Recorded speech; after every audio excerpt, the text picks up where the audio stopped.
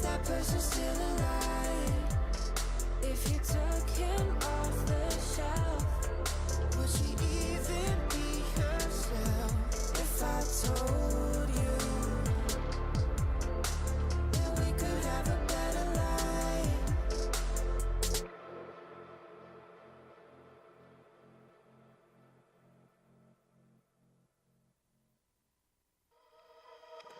I can never keep my distance from the Finals, and sitting here with Magnus Carlsen, Jan-Henrik Büttner.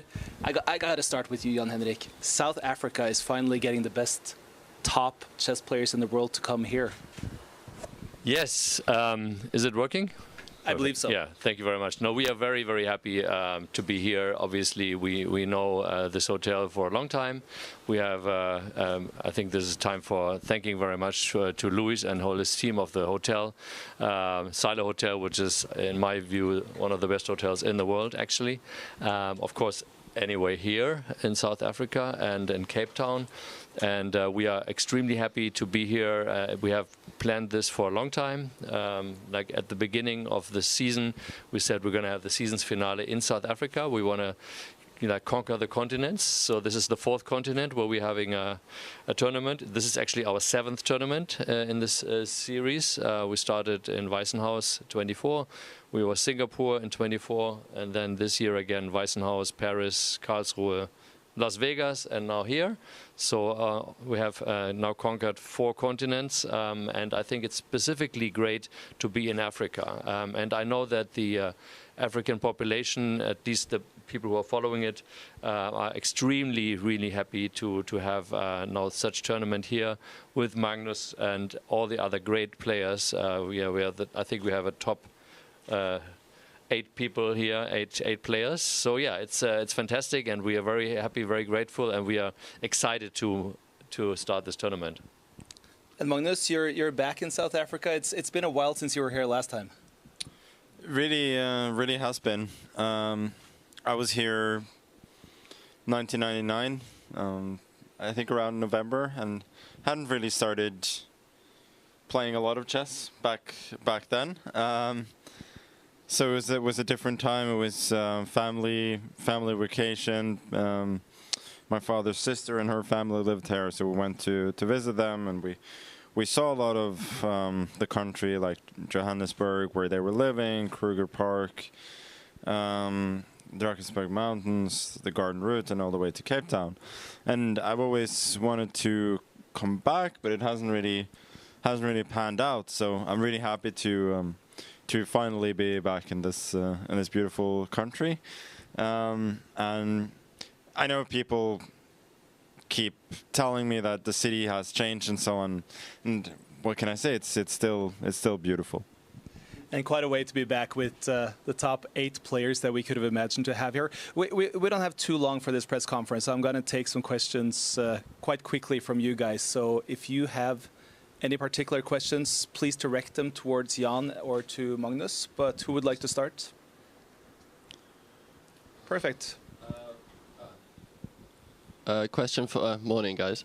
Question for Magnus. How enjoyable is it playing during an era where the game is evolving so quickly? We've got this format. I mean, we're about to watch underwater chess. It's an exciting time, it feels like. Well, I think a lot of interesting things are happening for sure. I'm very grateful to Jan and his team for believing in freestyle and making it all come to life. And I truly believe that when it comes to longer chess, this is as good as it gets. It's just creativity and fight from the get-go. In terms of underwater chess, I'm a little bit uncertain because essentially my brain is all that I have, and anything that I perceive to be dangerous, then it's a little bit difficult for me. Meaning it's the only skill that I have. There are many other things that I'm grateful for, of course. So yeah, we'll see about that. But yeah, freestyle and everything that's happening there is, I think, great for chess, for fans, and not least for the players.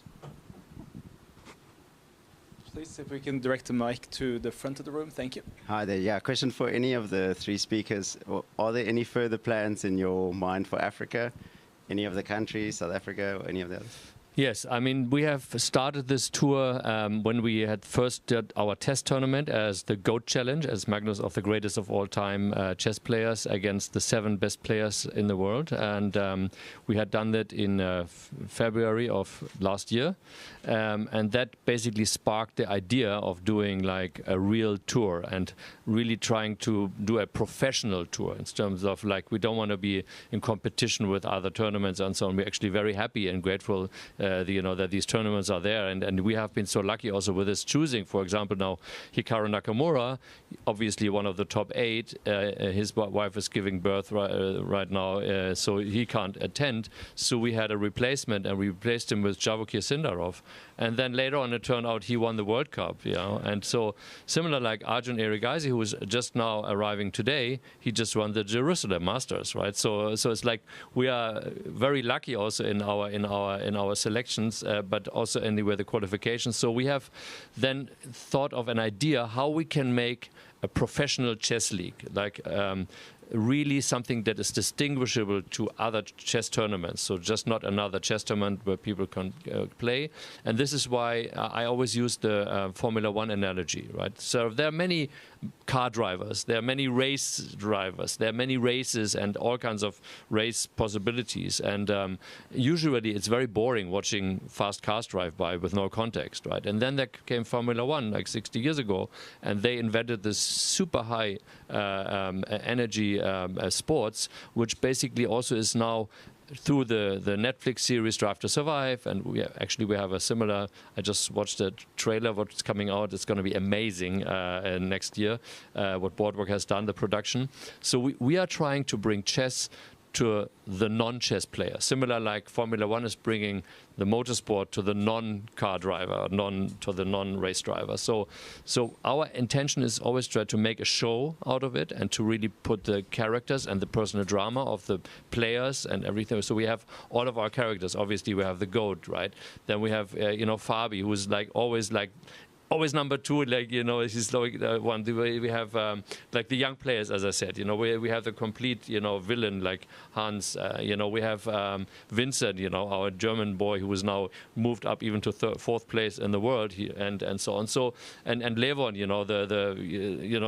the oldest player in the field, he won the last tournament. So, and we are trying to really carve out these individual players to make them interesting and attractive to people who are not familiar with the chess world, who may know Magnus's name, but they don't know anybody else. So this is why we chose the colored jacket, similar like the Formula One. So in terms of this whole, getting back to your question, setup, we thought like having a Formula One analogy, and we want to be one of the true global sports like Formula One, being present on all continents, which is why we have aspired from the beginning to be on as many continents as possible. And so we have managed to be on 4 continents now. So the only ones missing is Australia and South America, obviously. We are in talks there. We actually have an invitation from Melbourne, from the Grand Slam in Melbourne, to actually, because we do the crossover like we did in Las Vegas with all the great basketball players, we are doing the same at some point with the great tennis players, like Andy Murray, like all these great tennis players, they're all interested in chess. And also like that we bring it over. But it didn't work out with our schedule to go to Australia. It would have been in January, and so maybe we do it in 27. But similar to that, so we will definitely come back to Africa, and of course, it's clear that we are coming back to Cape Town. So when we are going back to Africa, if we are doing the final, I don't know, next year, because we are also in discussions with great cities. We do the city showing. We have done Singapore as a city showcase. Las Vegas was also great, showing the city. And of course, Las Vegas doesn't need to be shown. It's known very much. But there are some cities that want to be showcased, and we are in big discussions with like big money that they might sponsor the series in the end, and then we have the final in that city. So I can't promise anything, but definitely our intention is to go back to each continent, Africa especially, and there's no alternative, in my view, to Cape Town and South Africa.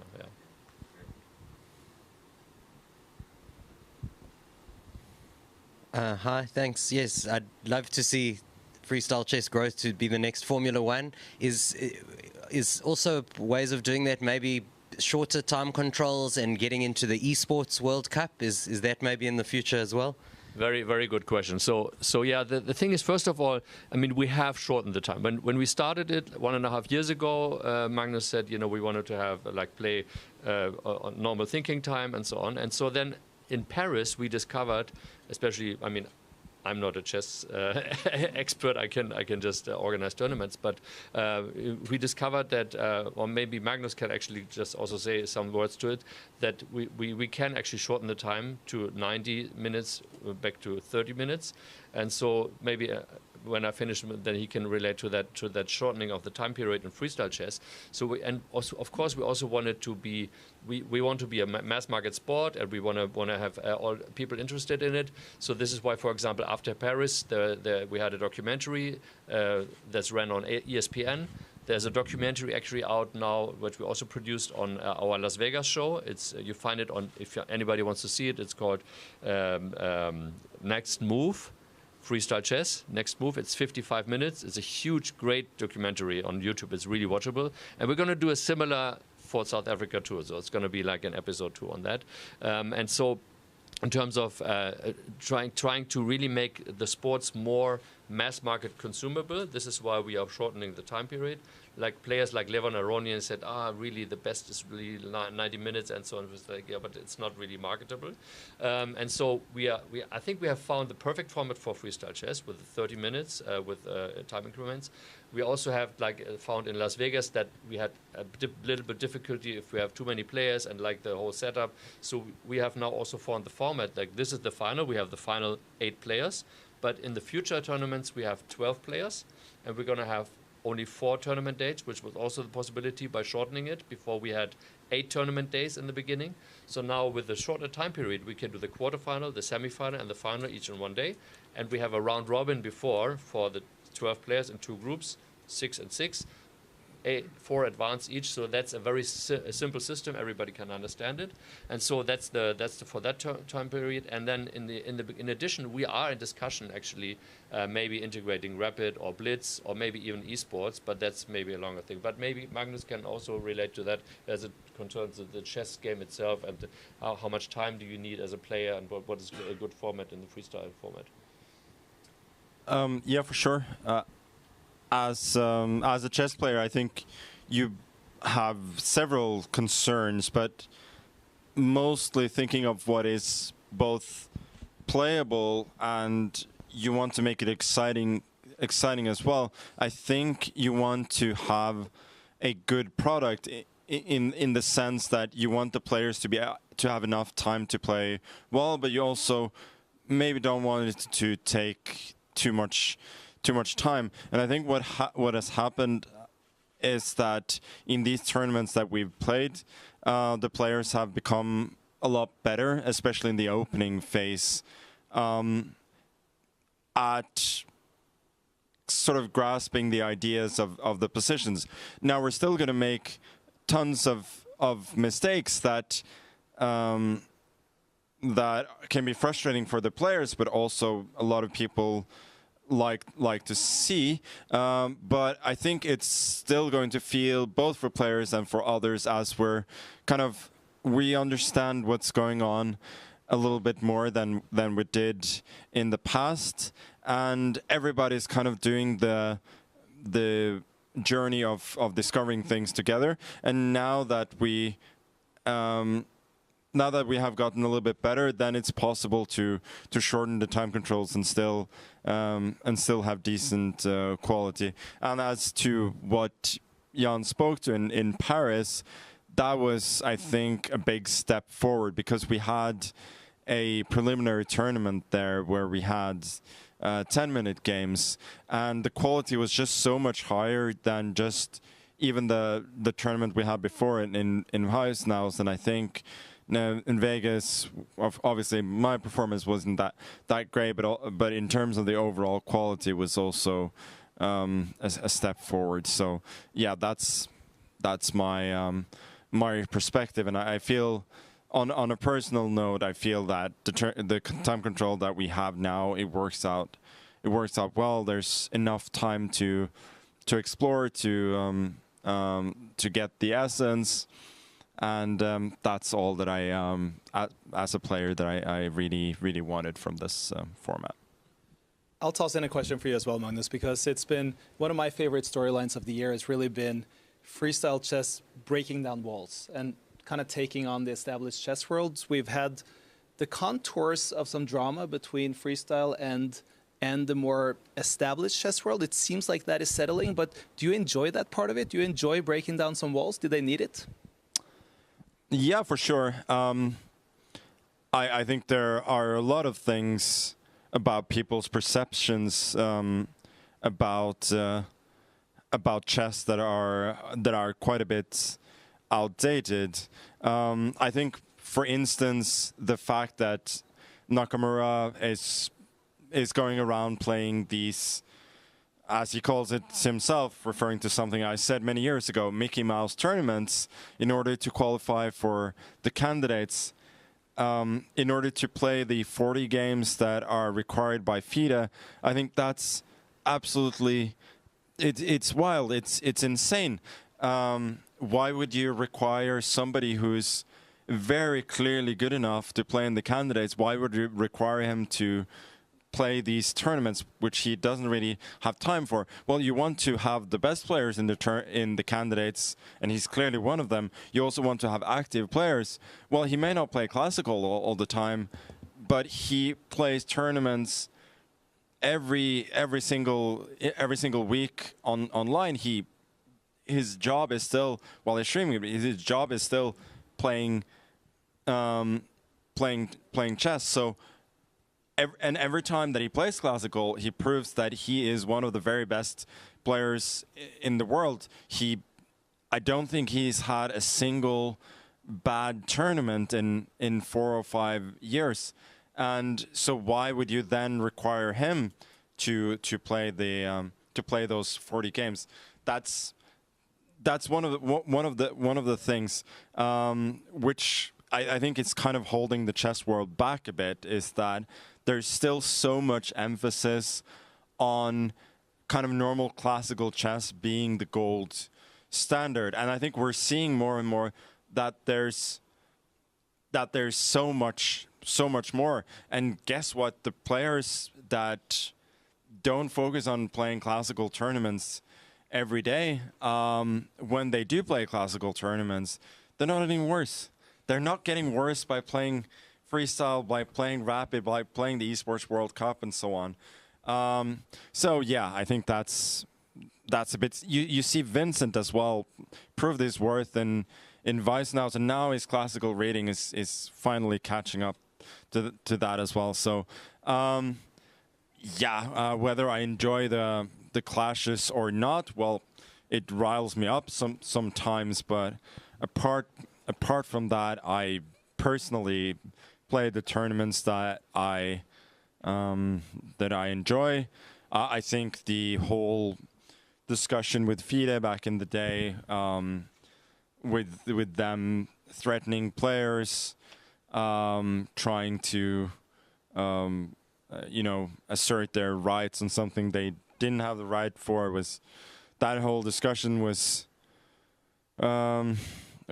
stupid, but that's how it is at this point. But I think overall the discourse in the chess world when it comes to these things it's a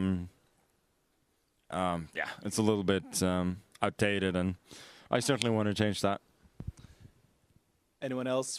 Yes, please. Yeah, question for Magnus, just to follow up on the time controls and stuff. FIDE just had a pilot at the Women's World Team Championships where they had a time control of 45 minutes plus 30 seconds to be rated as classical chess. Do you applaud that pilot, and do you see that in the future? Yeah. So the way that I see chess is that it's supposed to be challenging. The problem is that classical, as it has been played in the past, it is not challenging enough. That's simply how I feel, especially now that it is so easy to survive in the openings. So I very much applaud that. I think as chess players, one thing that is ingrained in us and is not that hard to is not that easy to change is that ratings mean something, and when you classically rate those tournaments, that means something. That's why it means something to get a rating for freestyle as well. So I applaud that. The shorter time controls also means that some of the safety blanket is away. You're not getting that second or even third time control to be able to easily survive worse endgames when you got to that point, which is something that we've seen in Norway chess, that there's been more decisive games, and that's partly exactly because of that. You have more than enough time to play a very good game, but guess what? You're not getting extra time after 40 moves as you're used to, and if you don't adapt to that, then it's going to be tough. And it's the same thing with 45 minutes. It's oceans of time to think, especially if you get 30 seconds increment. But still, you gotta use it. You gotta use it well. So, yeah, I think it's a much needed. It's a great change, and I will give FIDE that they do eventually adapt to a lot of things. It sometimes takes a bit of time, but that's still a positive development for sure. I have a question for you, Jan. I mean, we're looking at the financial viability of creating something like this. You've now kept it going for nearly 2 years. What's your thoughts on how this is gonna be sustainable? I mean, you're fighting on a bit different turf than what FIDE is. They have their kind of sponsors. You're going more into the more commercial world. Are they embracing it? Yes, not as fast as I would have hoped in the beginning, but if somebody looks at my career, what I have done over the last, like say, 40 years of my business life, I've always been way, not too early, but way early, and it takes much more time and than I usually think. So my initial, naive thinking was like the Louis Vuittons and Hugo Bosses of the world would kind of like immediately jump on this. We have talked to them, they have visited us, they love us and so on, but these, as we call the fast mover consumer goods, they are basically following, and they are definitely sponsoring at some point. But first of all, we have to close on the deals, which actually just Thomas, who is just entering from another, he's done a great job in the last months of visiting a lot of conferences and going on the nerves of a lot of people. So we see some crypto, some finance, some out of these industries. We're going to see sponsors. We're going to talk about 7-figure deals right now. So it's going to happen. As it takes a little bit of time. So that's the one side on the monetization in terms of getting the revenue from the sponsors. Second point is, as I said, from the host city fees. We are talking to some significant players, and we're talking about actually 8 to 9 figure sums for a period of time with some interested cities that might really be a top sponsor, like we do in 5-year contract deals. And so we are again looking for Formula One, but these things take time. And for that, we needed venture capital, of course. And this is what has been my from the beginning. So we actually did venture capital raising. Actually, we took in $25 million, which I think is a lot of money. We actually invested it nearly all already, so in the tournament. So we are still in another round of financing right now. So there are some other players coming on board.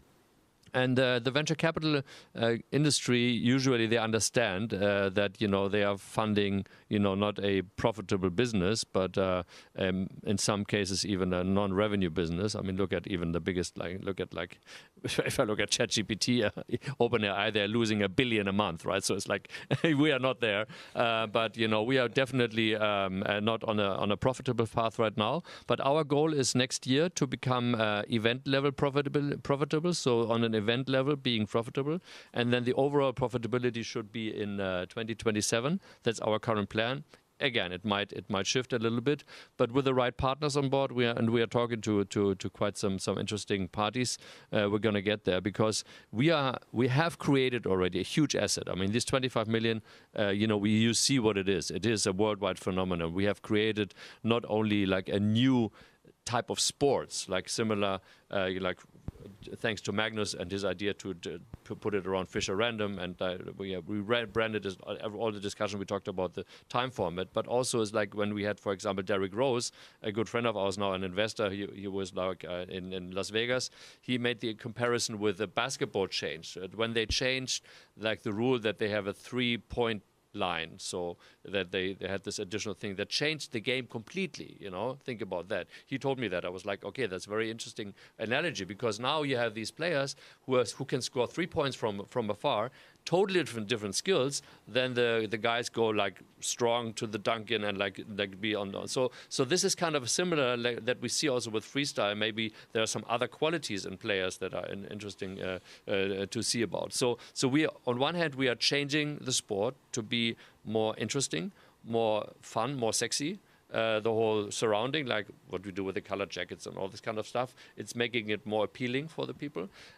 We are creating a new professional league of a sport, similar like PGA or whatever. So and this is why also the next step will be that, I'm taking a step back in a not so distant future, and we're going to make it more for the players. So that is really a players thing that is their league. I'm seeing it more like ATP tennis, it's for the so it's a league of the players for the players professionally. So that's kind of the next step, and during that we have to do the monetization. So that's kind of so we have to also see like where it is. So then there was a great analogy. Also, we are trying to get into the esports. We are developing some software. Some of our players and our surroundings, we are developing some software that the people can kind of also participate. The betting thing is a very difficult thing. It's very regulated worldwide, so we have to maybe take a little step back there. But at least that the active participation can be, maybe the players the audience can invest in the players. We're talking about ideas of tokenization. All these kinds of ideas in the future. But the goal is the same from the beginning, making it the professional chess league. And maybe that's also a good part where we are still in discussion with FIDE, and we are not hostile to them, but it's like, them taking care of the amateur and we are doing the professional side. So that's kind of an idea where we are looking into the future. We're running a bit on time here, so we'll take some final question, but if you could direct your question directly to whom you want to speak to. Yeah, sure. Question for Magnus. What does ideal preparation for this kind of tournament look like?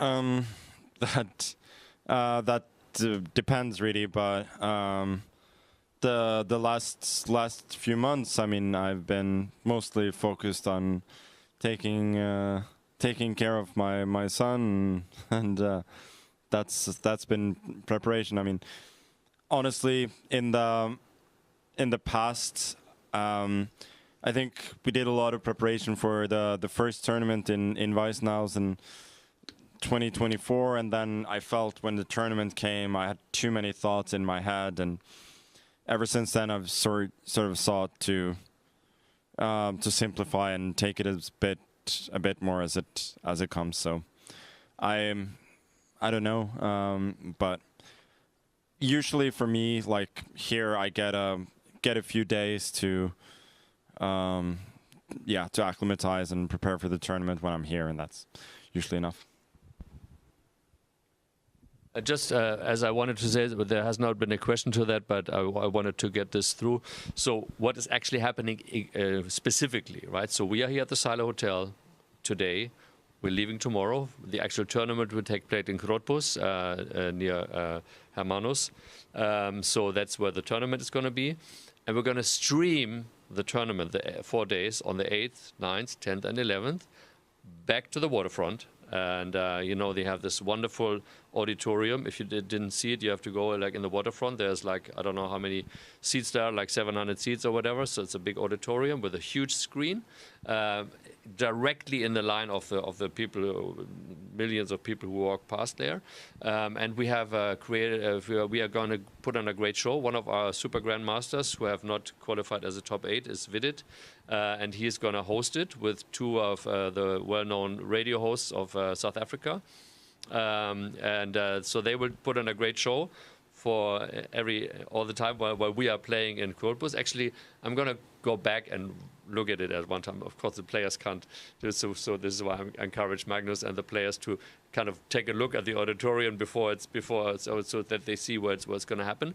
And so in terms of our social media activities, and as I said, we are very much looking forward to bringing it to the masses. So for us, not only the game days are important, but also what we do around it. And so this is why for this we have done a specific interesting thing. And after the press conference, we're all going up and see what we have prepared there. So it's called diving chess. It's not really diving because it's more underwater chess, because it's not like diving. I think it's 1.20 meters deep, so it's not really a diving, but you go back and forth. So it's very interesting, so that the players don't have time control. They have basically, the one player goes down, makes a move, and then when he comes up, the other one has to go down. He has time as much as he has air for making his move. So that kind of thing. There is actually a world champion in underwater chess, Michael. He is actually here. And so what we are doing, we have split the group in 2. So we have 4 players playing the underwater chess, which is Vidit, Javokir, Hans, and who's the 4th? Fabi, of course, yeah. So those 4 are playing, and they're playing semi-final, and then final, and for 3rd place, they're getting these medals. For underwater chess, and the winner will take on the world champion of underwater chess. So Michael, and so anyway, as Magnus is not part of this group, he has decided to go to the other group. The other group is going to local chess clubs and the community, and making some community and social work and talking to them. But they will come back. So maybe if Magnus wants, he can also take on the world champion in underwater chess, like in a fun game, or take to the winner. So it's kind of this is a fun thing. It's just medals, and we have like a super cup for the winner of the world champion of underwater chess against the winner of this tournament. So it's like a little bit. But that's what we're doing here. As I said, the social media for that, and then when we go to Cottbus, we're going to have 2 more social media days. So we're just like on the 6th and 7th, we're going to have some activities. We'll have horse riding, we have helicopter rides, we have shark cage diving, we have all this kind of stuff. And we see our great superstars enjoy themselves by doing some things. And we're visiting also a local chess school in Stanford. So and then we have the tournament, very serious. And then that's kind of our game here, what we're doing. Yeah. So. Sounds like a lot of fun. Yeah. And I'm looking forward to watching the underwater chess, guys. Thank you so much, everyone, for showing up for this press conference. For those who wishes to take pictures, I recommend that you move ahead to get your pictures through. And thank you so much.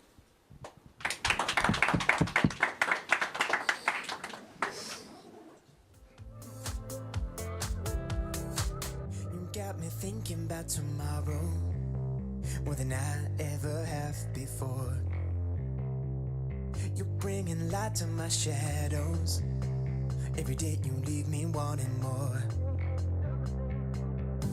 Every time you come up in my mind, a smile comes across my face. Even though I have no idea what we'll find, when I'm with you it falls in place. You're one of a kind.